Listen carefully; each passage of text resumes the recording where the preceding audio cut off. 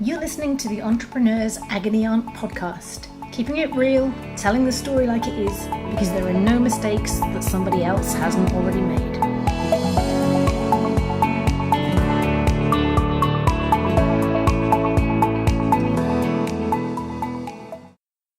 Hello, I'm Vicky Brock, and you're listening to the Entrepreneur Agony Aunt podcast. Each week, an esteemed guest and I explore a listener or blog reader's question. You can submit yours at vickybrock.com/podcast. Joining me this week is Mark Logan. He's former Chief Operating Officer of Skyscanner, where he took the company to its £1.7 billion exit. His previous tech startup was acquired by Cisco. Mark is possibly the most emotionally intelligent person I have ever met. He's been a wise and valued counsel to me, and I wanted to extend that wisdom to you, our podcast listeners. Mark, when we first met, you very quickly recognised emotional depletion in me. You made me understand I needed to recharge my full tanks before I rushed into my next startup as I was planning and working on. And you introduced me to a concept that completely changed my personal thinking. So I'd like to introduce you to a tough question for this episode. This question was submitted by a blog reader, actually, in response to the post I wrote where I admitted that after returning from a particularly tough board meeting, I actively willed the plane I was on to fall out of the sky because that seemed like the least awful way out, which I recognise is neither desirable nor healthy, but probably was a reflection of the stress I was under at that time. And I definitely have learnt from that blog post that I was in no way alone in that pressure. So this particular CEO writes, "I'm no longer in love with the company that I founded. I'm tired. I feel like I have constant battles with my board and real productivity issues with my staff. Sometimes I lay in my bed and I think it wouldn't be that bad if I didn't wake up. Is this normal CEO stress or a sign of bigger problems?" So, Mark, perhaps we can kick off by asking just that question. Is this just normal CEO stress? Sure. So I think if we work into this, from the outside in, as it were, the general question of, what's the right stress level for a CEO? Well, let's think about when you started the company. You started it. You didn't say, "I can't wait to start a company because I want to be stressed." And there's not enough stress in my life, and we should find a way. Our main product is CEO stress. And we shouldn't lose sight of that fact, 4 or 5 years into it, that we didn't go into it to create stress for ourselves. Now, I'd make a distinction here between acute stress and chronic stress. Acute stress is undoubtedly, there are many periods, in your calendar where you're going to have to do things that are pretty nerve-wracking, like that board meeting you're nervous about, sign off a budget, take the risk on hiring new people and not sure if that's going to work out. So undoubtedly there are a bunch of stressful situations. Having to exit a senior employee hasn't worked out. Yeah. These are all stressful, and you shouldn't go into the CEO business or founder business if you're not willing to deal with acute periods of stress. The problem is when those join up to be chronic acute periods of stress, and I think that's something that we shouldn't treat as inevitable or part of the job. Because if you think about what value you bring as a CEO, your creativity, your vision, your ability to motivate others, to display humour during difficult periods so people can, not freeze up and paralyse. The fact is you can't do all those things when you are at the point where you don't want to wake up or you want the plane to fall out of the sky. There's no way to live. And therefore, I think we should engineer our stress levels and everything around them to the principle that acute stress is fine, chronic stress is something you should fix, whatever you have to do to fix it, but not live with it. So the answer to that question is this normal? It might be normal, but it's not sustainable. Yeah. And this takes me to the metaphor that you and I were discussing, Vicky, when we met, which is I sort of judge these things not just for CEOs but everybody in the sense of, if you imagine your PC having a certain amount of CPU, you know, so, you know, we used to, especially in older versions of Windows, we'd say, oh, it's gone to 100% CPU, you know. And your whole computer kind of freezes up because it's reached the limits of its processing ability. Yeah, and gets, you know, hot and so on and so forth. We used to have these little meters that showed us how much, you know, CPU we were using. We know that a computer running at, you know, 100% CPU is bad, but a computer running at 70 or 80% CPU is problematic because if additional workload comes in, it can't spike up and accommodate it. Now let's convert that CPU to emotional CPU. It's our emotional CPU. The right level for anybody in a business is to be running at steady state at about 30 to 40. And that means that if something comes up like that scary board meeting or some other issue, then you can spike up to 80 or 90 for a period of time and still be okay. It's when you're running at, say, 80% CPU all the time, you can't spike up and you're generally getting more and more tired. And I always tell the reports that the most important thing about being a senior exec is self-sustainability. Because you're no use to anybody if you're broken or exhausted. And you're used to your family, and why would you spend your life that way? And you scare your employees you know, when they can see that you're, you know, when they can see the place you are at. I think it's quite scary.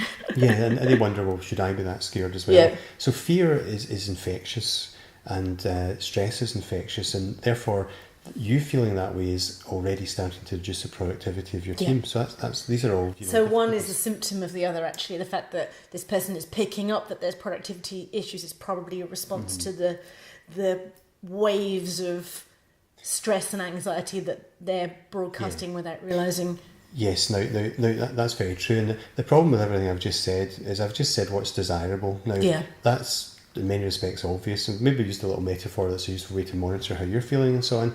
But I haven't said, well, what do you do about that? Now, when I was in senior roles at Skyscanner, we had periods of acute stress, and there was always a risk that those would join up. Yeah, have chronic stress. I mean, I know exactly what you mean about the acute stress ones.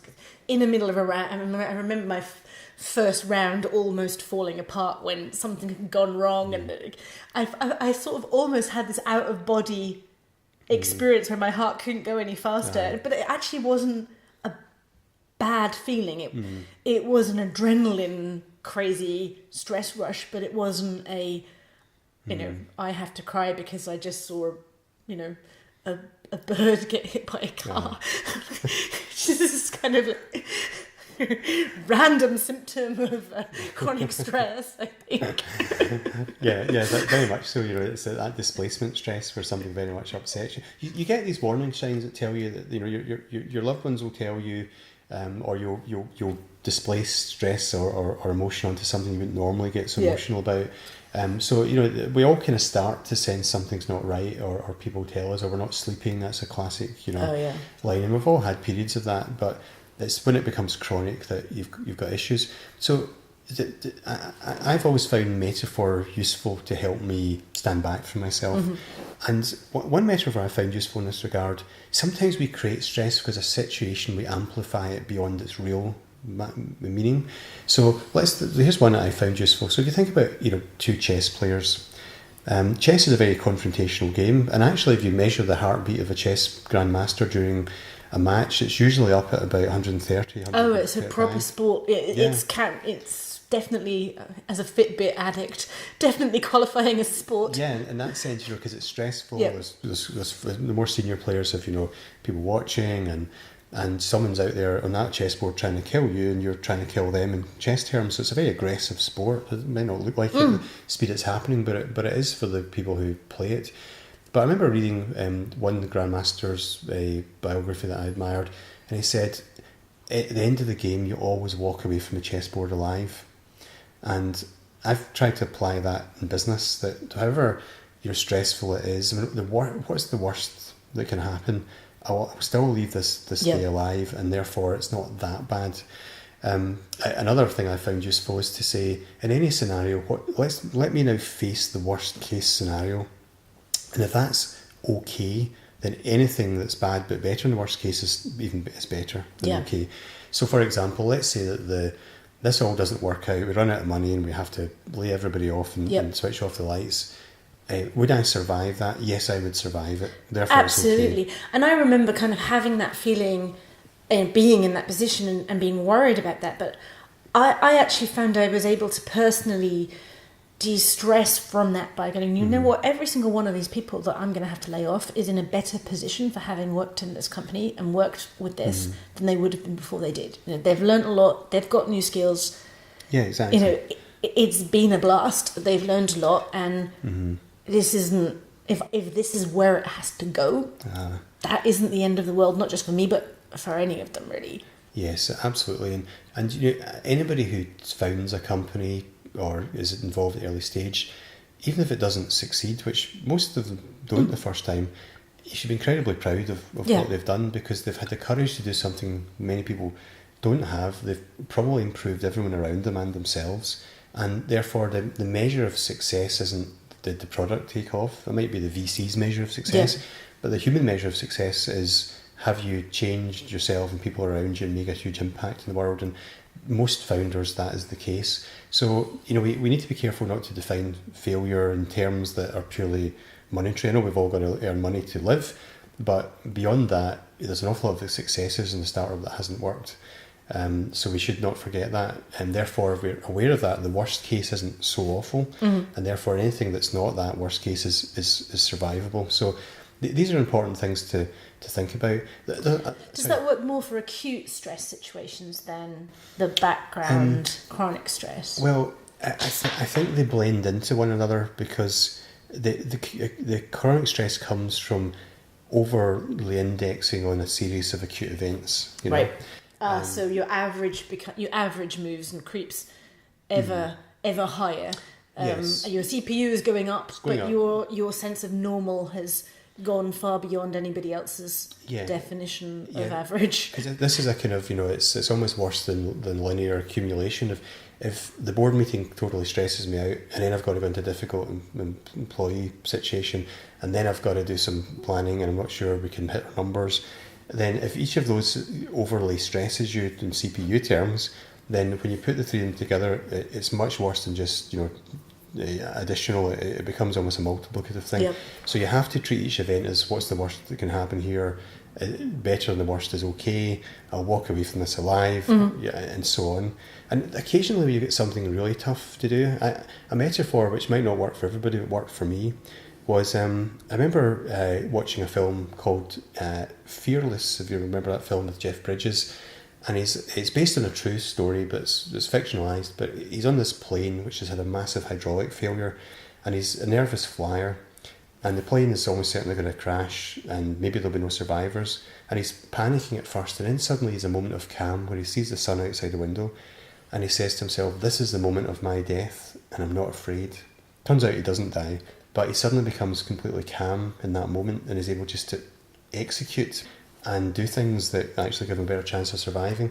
And there were times in my career where I've been confronted with what seemed like overwhelmingly stressful scenarios that I've never experienced before, where I suddenly said to myself after that film, which I saw in my early 20s, "This is the moment of my death and I'm not afraid," which is to say, activity is better than paralysis in these circumstances.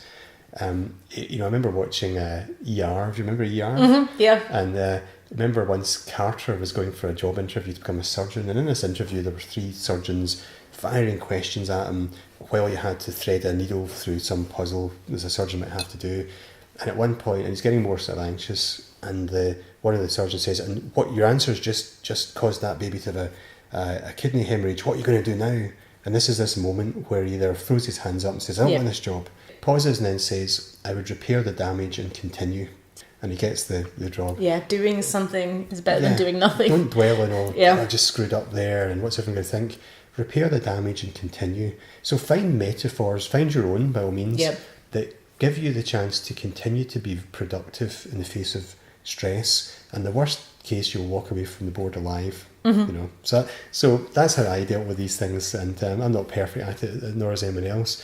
But the important thing is, don't become paralysed and don't live in fear, because everybody else picks up that fear, and what's the point? Wow.